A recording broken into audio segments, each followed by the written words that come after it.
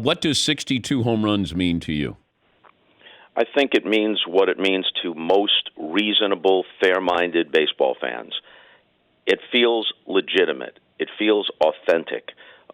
We can speak euphemistically and say it's the Yankee record, it's the American League record, but it's the record for all of baseball history outside of the late 90s and early 2000s. From 98 to 2000, in 4 seasons, 3 guys combined to have 6 seasons of more than 62 home runs. Whereas in the entire history of the game, apart from that, now more than a century since the advent of the lively ball, 3 guys have done it, and barely so, at 60, 61, and 62. And as I said on the broadcast last night, not taking pot shots at anyone else, there's no need to demonize Barry Bonds, who on his natural merits was one of the greatest players who ever played in any era. Mark McGwire's a good guy. Sammy Sosa brought joy to Wrigleyville. That isn't the point.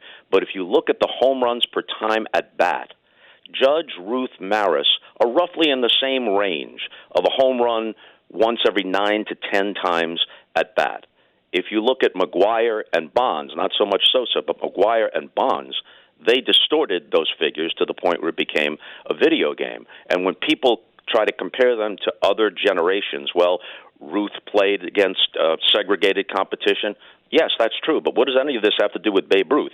Hank Aaron held the career record. Roger Maris, who played in the 50s and 60s, held the single-season record. The real tell is to compare any of those guys to themselves, because all 3 of them had established lengthy statistical histories before they began taking steroids and other PEDs, and they exceeded their already established past levels, not by small amounts, but exponentially. And that tells you all you need to know. It doesn't mean they're bad guys. It does mean that what they did goes into a different category in the minds of most reasonable, well-informed people.